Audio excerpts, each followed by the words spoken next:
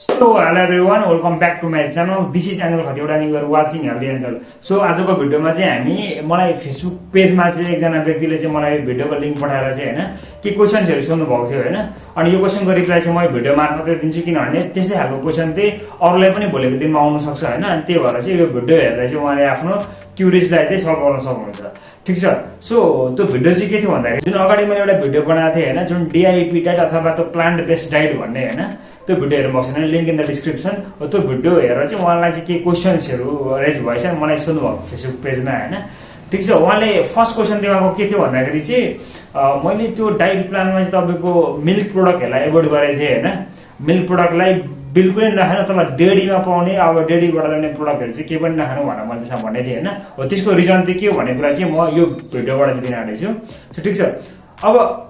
Daddy प्रोडक्ट्सको कुरा गर्ने हो भने चाहिँ हामीले बिहानै उठेर खाने भनेकै अहिले जति पनि इन्डिया नेपालदेखि लिएर हाम्रो जुन पनि सराउन्डिङ नेबरहुड कन्ट्री छ हैन उहाँहरूले खाना भनेको दुधको चिया खान्छ नि त हैन दुधको चिया चाहिँ त्यहाँ चाहिँ मैले किन एभोइड गरेको त्यहाँ चाहिँ किन खानु हुँदैन भनेर भनेछ भन्दाखेरि चाहिँ अब हामी साइन्टिफिक लजिकले बुझौँ हैन अहिलेको 21st सेन्चुरीको मान्छेहरुलाई चाहिँ तपाईको नर्मल कुरा गरौँ भने चाहिँ कुराहरु पत्याउँदैनन् हैन त्यही भएर म साइन्टिफिक लजिकै दिन आँटेछु हैन दुधको चिया चाहिँ किन खानु हुँदैन भन्ने कुरा चाहिँ ठीक छ सो जुन च्यारङ हुन्छ नि हैन त्यो च्यारङ भनेको चाहिँ एकदम राम्रो हो किन भन्दाखेरि चाहिँ तपाईको च्यारङमा तपाईको फ्लेभोनोइड र पोलिफिनोल भन्ने एन्टिअक्सिडेन्ट एभाइलेबल हुन्छ का जुन च्यारङ हुन्छ नि त्यसमा फ्लेभोनोइड र पोलिफिनोल भन्ने एन्टिअक्सिडेन्ट एभाइलेबल हुन्छ अब एन्टिअक्सिडेन्ट भनेको के हो भन्दाखेरि तपाईको एन्टिअक्सिडेन्ट भनेको जस्तै कम्प्युटरमा एन्टिभाइरस हालिन्छ नि हैन ताकि भाइरस आयो भनेर एन्टिभाइरस हैन त्यो भाइरसलाई उडाइन्छ त्यसै गरेर हाम्रो बडीमा अक्सिडेन्टहरु अथवा फोर्मुला जम्मा भयो भने त्यो एन्टिअक्सिडेन्टले चाहिँ तपाईको त्यो फोर्मुलालाई रिमुभ गर्ने काम गर्छ जस्तै त्यो भनेपछि अक्सिडेन्ट बडीमा छ भने चाहिँ एन्टिअक्सिडेन्ट भनेको तपाईको टक्सिनहरुलाई अथवा अक्सिडेन्टलाई चाहिँ रिमुभ गर्ने काम गर्छ हैन एन्टिअक्सिडेन्ट भनेको हाम्रो बडीको लागि एकदम इम्पोर्टेन्ट कुरा हो हैन भनेपछि त्यो पोलिफिनोल र फ्लेभोनोइड भन्ने एन्टिअक्सिडेन्ट चाहिँ च्यारङमा चाहिँ एभाइलेबल हुन्छ का हैन यो जर्मनको स्टडी हो अनि तपाईको जुन दूध हुन्छ नि दूध जुन जनावरबाट आएको दूध त्यो दूधमा चाहिँ तपाईको क्यासिन प्रोटिन भन्छ त्यसलाई हैन प्रोटिन पनि डिफरेन्ट फर्महरु हुन्छ त्यो क्यासिन प्रोटिन एभाइलेबल हुन्छ दूधमा चाहिँ हैन अब तपाईले जब त्यो क्यासिन प्रोटिनमा चाहिँ जुन त्यो च्यारङमा भएको जुन एन्टिअक्सिडेन्ट मिक्स हुन्छ नि हो जब यो मिक्स हुँदाखेरि तपाईको केमिकल रिएक्सन हुन्छ का अनि केमिकल रिएक्सन हुँदाखेरि चाहिँ के हुन्छ भन्दाखेरि हामीले जब यो कन्ज्युम गरिन्छ कन्ज्युम गर्दाखेरि चाहिँ यो हाम्रो ब्लडलाई चाहिँ एसिडिक बनाउने काम गर्छ का अनि यति कुरा याद राख्नु हामी राति सुत्दाखेरि चाहिँ तपाईको 8 घण्टा हाम्रो बडी चाहिँ फास्टिङ मोडमा बसिरहेको हुन्छ हैन अनि बिहानैको एकदम इम्टी स्टमकमा चाहिँ हामीले यदि तपाईको दुधको चिया खाइयो इभन त्यसमाथि अझै चिनी हुन्छ त्यो चिनीले हाम्रो ब्लड सुगर लेभललाई अझै स्पाइक गर्ने काम गर्छ का भनेपछि जब त्यो स्टमकको फर्स्ट लेयर अफ जुन त्यो स्टमकको लेयर हुन्छ हैन त्यो फर्स्ट मिले हाम्रो चाहिँ के भन्दाखेरि तपाईको दुधको चिया भनेको केमिकल हैन त्यो केमिकल गइसकेपछि चाहिँ हाम्रो इन्टेस्टाइनको वाललाई पनि तपाईको डिस्टर्ब गर्ने काम गर्छ हैन अनि त्यसलाई पनि एसिडिक बनाउने काम गर्छ अनि ओभरअल ब्लडै तपाईको एसिडिक हुन्छ हैन अनि अर्को कुरा चाहिँ के भन्दाखेरि जब हामीले त्यो first meal of the day भनेको हाम्रो दुधको चिया यदि हामीले खाइयो भने चाहिँ हैन तपाईको त्यो स्टमकको फर्स्ट लेयरमै तपाईको केमिकल गयो नि त अनि त्यसले गर्दाखेरि हाम्रो इन्टेस्टाइनको वाललाई पनि तपाईको अथवा सानो आन्द्रा जब डाइजेसन मोड हुँदाखेरि त्यसलाई पनि एसिडिक बनाउने काम गर्छ का हैन अनि त्यो बिहानको चियाले चाहिँ हाम्रो बडीमा ओभरअल डेको जुन जति पनि फुडहरु खाइन्छ नि हो त्यो फुडहरु पनि डाइजेस्ट हुनको लागि डिस्टर्ब हुन्छ का त्यही भएर चाहिँ हाम्रो तपाईको डाइजेसन नहुने त्यसपछि तपाईको ग्यास्ट्रिकको एसिडिटीको समस्या पाइल्स कन्स्टिपेसन हजारौं डिजिजहरु त्यही हैन पेटबाट निक्लिनुको कारण नै त्यही नै हो फुड डाइजेस्ट भएन भने चाहिँ किन भएन भन्दाखेरि बिहान चाहिँ हामीले एसिडिक कुरा खायो अथवा केमिकल खायो हैन त्यही भएर चाहिँ ज्यादा मात्रामा हामीले त्यो कन्ज्युम एभ्रीडे गरिराख्यो भने चाहिँ फेरि हाम्रो बडीमा चाहिँ फ्लोराइडको मात्रा बढ्छ का अनि फ्लोराइडको मात्रा बडीमा बढ्यो भने चाहिँ तपाईको फ्लोराइड भनेको एकदम डेन्जरस केमिकल हो हैन जुनले चाहिँ हाम्रो हड्डीलाई पनि अब तपाईको कमजोर गर्ने काम गर्छ अनि विभिन्न प्रकारको डिजिजहरु त्यो उत्पादन गर्ने काम गर्छ का so this is the scientific reason behind why not to drink tea milk हैन भन्छ दुधको चिया चाहिँ किन खानुहुँदैन भन्ने कुरा चाहिँ त्यसपछि तपाईले हजारौं अरु पनि कुराहरु देख्न सक्नुहुन्छ तपाईले यदि गुगलमा अथवा युट्युबमा सर्च गर्नुभयो भने पनि हैन साइन्टिफिक लजिक त यही नै हो हैन त्यो चियामा अथवा च्यारङमा पनि एकदम राम्रै एन्टिअक्सिडेन्ट एभाइलेबल हुन्छ दुधमा पनि क्याल्सियम प्रोटिन त पाउँछ तर जब मिक्स हुँदाखेरि चाहिँ रिएक्सन हुन्छ का त्यही भएर चाहिँ नराम्रो हो सो अर्को क्वेशन चाहिँ उहाँले मलाई के सोध्नु भएको थियो भन्दाखेरि चाहिँ हैन डेडी प्रोडक्ट्स चाहिँ किन एभोइड गर्नु भएको हैन डेडी प्रोडक्ट्स चाहिँ एभोइड छ डाइट प्लानमा खानु मिल्दैन भन्ने हुन्छ किन गर्नु भएको भनेर भन्दै हुन्छ मलाई हैन सो डेयरी प्रोडक्ट्स मैले त्यसमा केही पनि एड गरेको थिइनँ होइन, मैले एभोइडै गर्नु भनेको थिएँ होइन। डेयरी प्रोडक्ट्सलाई तपाईँको दुध, दही, घिउ होइन, पनिर, टोफु, एनिथिङ जुन चाहिँ डेयरीबाट आउँछ। किन भन्दाखेरि त्यो भनेको चाहिँ प्लान्ट बेस्ड डाइटमा मैले भिडियो बनाएको थिएँ होइन। अनि त्यो प्लान्ट बेस्ड डाइट भनेको चाहिँ हाम्रो बडीले चाहिँ इजिली डाइजेस्ट गर्न सक्छ अनि कुनै पनि डिजिजबाट चाहिँ हाम्रो बडीले फाइट गर्न सक्छ भनेर चाहिँ त्यो डाइट प्लान बनाएको खासमा। अर्को लजिक चाहिँ म तपाईँलाई के दिन चाहन्छु भन्दाखेरि चाहिँ होइन, सबैजनालाई के लाग्छ भन्दाखेरि हाम्रो डेयरी प्रोडक्ट्स खाएन भने अथवा दुधहरू खाएन भने चाहिँ के पाइँदैन अरे, सबैको दिमागमा के आउँछ, क्याल्सियम भन्ने आउँछ नि त होइन। अनि हुन पनि हो, तपाईँको क्याल्सियम त एभाइलेबल हुन्छ दुधमा, नहुने चाहिँ होइन होइन। तर अब म तपाईँलाई एउटा लजिक दिन्छु होइन, यो कुरा चाहिँ तपाईँले अब बुझ्नुपर्ने। सो यति कुरा याद राखौँ होइन, मान्छे मात्रै एउटा यस्तो जनावर होइन जो चाहिँ जिन्दगीभर दुध खान्छ क्या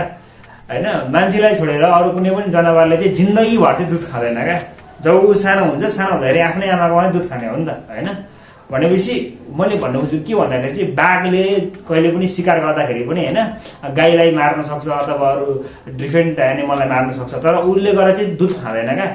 मैले भन्नु खोजेको त्यो कुरा के भन्दाखेरि चाहिँ होइन, तपाईँको जुन दुध हुन्छ नि, दुधमा हाइली क्याल्सियम एभाइलेबल हुन्छ, न्युट्रियन्ट्स पनि हुन्छ होइन। तर जुन त दुध छ नि, त्यो दुध चाहिँ तपाईँको गाईको दुध भनेको मान्छेको लागि बनाएको होइन क्या भगवान्ले चाहिँ, त्यो गाईको बाछीको लागि चाहिँ बनाइदिएको हो क्या होइन। अथवा बफेलोको दुध हो भने त बफेलोको बच्चाको लागि बनाइदिएको हो क्या होइन। त्यसै गरेर तपाईँको कुनै पनि एनिमलले चाहिँ त्यही भएर जिन्दगीभर दुध खाँदैन नि त होइन, बच्चामा मात्रै खाने हो होइन। अनि यति कुरा याद राखौँ, कुनै पनि कुरामा चाहिँ ज्यादा क्याल्सियम छ भन्दैमा होइन त्यो चाहिँ हाम्रो लागि राम्रो भन्ने मानिँदैन क्या। किन भन्दाखेरि मानिदिउँ तपाईँको अब जस्तै कार्बोहाइड्रेट भनेको तपाईँको लकडीमा अथवा यस्तो वुडहरूमा पनि होइन, जुन रुखहरू हुन्छ त्यसमा कार्बोहाइड्रेट एभाइलेबल हुन्छ होइन। अब प्रोटिनको कुरा गर्नुहुन्छ भने प्रोटिन भनेको तपाईँको यो कपालमा पनि प्रोटिन, क्याल्सियम पनि यसमा एकदम हाई लेभलमा हुन्छ हेर्नु होइन। भनेपछि अब के हामी कपाल त खाने त, कपाल त खान मिल्दैन नि त होइन। भनेपछि किन खाइँदैन त हामीले कपाल भन्दाखेरि यसमा क्याल्सियम त एभाइलेबल छ, हाइली एभाइलेबल छ होइन, दुधभन्दा पनि ज्यादा छ क्याल्सियम कपालमा पनि तपाईँको। अब यो कपाल त हामी खाइँदैन, किन नखाएको भन्दाखेरि तपाईँको कपाल चाहिँ हाम्रो बडीले डाइजेस्ट गर्न सक्दैन नि त, it is not in the form of digestible अथवा एब्जर्भ गर्न सक्दैन नि त बडीले होइन। भने ठिक त्यसै गर्दा दुध भन्ने चिज चाहिँ हाम्रो बडीले सायद डाइजेस्ट गर्नु सक्दैन होइन। त्यही भएर चाहिँ तपाईँको दुधलाई चाहिँ यो प्लानमा चाहिँ एभोइड गर्छ होइन। अनि अर्को कुरा याद राखौँ, दुधबाट क्याल्सियम पाइन्छ, दुध नखाँदाखेरि त्यो हड्डी कमजोर हुन्छ भन्ने जुन छ नि, यो त एकदम मिथ हो होइन। किन भन्दाखेरि चाहिँ तपाईँ चाहिँ एनालाइज गर्नु न, गधाले के खान्छ, गधाले के खान्छ, घोडाले के खान्छ, अथवा हात्तीको हड्डी चाहिँ कस्तो छ र त होइन। हात्तीको हड्डी कमजोर छ र त, डरै छ नि त होइन। अब हात्तीले, गधाले अनि तपाईँको घोडाले के खान्छ त उनीहरूले भन्नु त, उनीहरूले दुध खान्छ, खाँदैन नि त। तब उनीहरूले घाँसपातै खाने हो नि त होइन, उनीहरूले घाँसपातै खाने हो भनेपछि त्यो घाँसपातबाट नै उनीहरूलाई क्याल्सियम पाइरहेछ क्या।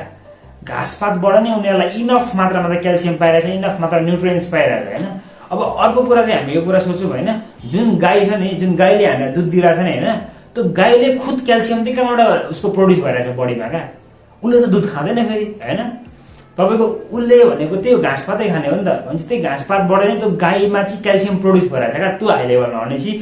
क्याल्सियम चाहिँ केमा हाई रहेछ भन्दाखेरि तपाईँको घाँसपातमै हाई रहेछ नि त, मतलब फ्रुट्स एन्ड भेजिटेबल चाहिँ हामीले खान मिल्छ होइन। भनेपछि फ्रुट्स एन्ड भेजिटेबलमै चाहिँ एकदम हाई लेभलमा चाहिँ तपाईँको क्याल्सियम एभाइलेबल हुन्छ क्या। अनि मान्छेको शरीरमा चाहिँ दुध भन्ने कुरा चाहिँ डाइजेस्ट हुनुको लागि टाइम लाग्छ, अनि डाइजेस्ट हुनु त एकदम गाह्रो हुन्छ क्या।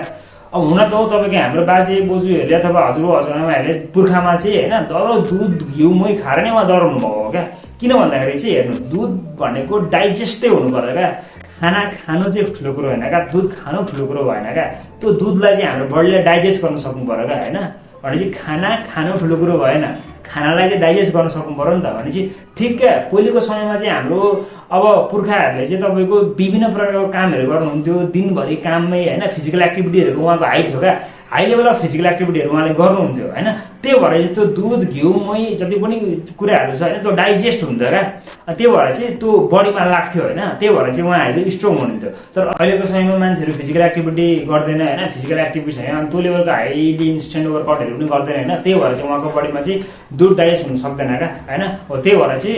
दुधले गर्दाखेरि अथवा चियाले गर्दाखेरि विभिन्न प्रकारको समस्याहरू, विभिन्न प्रकारको डिजिजहरू आउनुको कारण चाहिँ त्यही नै हो होइन।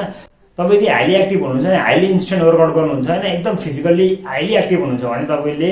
कन्ज्युम गर्न सक्नुहुन्छ यदि तपाईँको बडीले चाहिँ डाइजेस्ट गर्नु सक्छ जस्तो लाग्छ भने चाहिँ होइन तर कोही व्यक्ति बिरामी छ तपाईँलाई डिजिजबाट चाहिँ रिकभर हुन चाहन्छ कुनै पनि रोगबाट चाहिँ निको हुन चाहन्छ भने चाहिँ होइन दुधलाई एभोइड गरेको राम्रो किन भन्दाखेरि दुध जब खाँदाखेरि चाहिँ हाम्रो शरीरले डाइजेसन मोड्न जान्छ डाइजेस्ट हुनको लागि टाइम लाग्छ अनि त्यो डाइजेसन हुँदाखेरि चाहिँ फेरि हिलिङ गर्दैन क्या बडीले अब त्यो डाइजेसन र हिलिङदेखि के हो भन्ने कुरा चाहिँ तपाईँलाई मैले अगाडिको भिडियोमा जुन त्यो डिटक्सिफिकेसन भन्ने मैले भिडियोमा इन्टिमिटेड फास्टिङ भन्ने के हो भन्ने कुरा तपाईँलाई मैले त्यहाँ बुझाइदिएको छु होइन त्यो भिडियो हेर्नु होला होइन यो डाइजेसन र हिलिङको इम्पोर्टेन्स चाहिँ कतिको महत्त्व छ बडीमा भन्ने कुरा चाहिँ त्यो हेर्नु भने मजाले तपाईँले बुझ्नुहुनेछ क्या भनेपछि यही हो कि रिजन्सहरू होइन यही हो कुनै लजिक्सहरू चाहिँ होइन अनि यो साइन्टिफिक रिजन्सहरू पनि हो होइन किन चाहिँ दुधलाई चाहिँ हामीले अथवा एभोइड गरेको भन्ने कुराहरू होइन सो म तपाईँलाई अन्तिममा के भन्न चाहन्छु भन्दाखेरि दुधभन्दा पनि 10 गुणा ज्यादा क्याल्सियम हुने एउटा नेचुरल कुराको बारेमा म तपाईँलाई सेयर गरिदिन्छु होइन तपाईँले यो कुरा खानुभयो भने चाहिँ दुध भन्दा पनि तपाईँले 10 गुणा ज्यादा क्याल्सियम कन्ज्युम गर्न सक्नुहुन्छ क्या त्यसलाई भन्छ तिलको लड्डु भनेर होइन माघे सङ्क्रान्तिमा खान्छन् तिलको लड्डु होइन हो त्यो एउटा दुईवटा तिलको लड्डुमा तपाईँको दुध भन्दा पनि 10 गुणा ज्यादा क्याल्सियम एभाइलेबल हुन्छ त्यसमा तर रियल तिल हुनु पऱ्यो नेचुरल तिल हुनु पऱ्यो होइन त्यसको लड्डु चाहिँ हाई लेभल अफ क्याल्सियम त्यसमा एभाइलेबल हुन्छ होइन So alright guys, if you love my content, make sure you subscribe my channel and don't forget to hit that bell icon to get instant notification. So, यदि तपाईहरुलाई कुनै question छ भने मलाई raise गर्न सक्नुहुन्छ. Ice in my veins, I've been driving this train, years in this lane.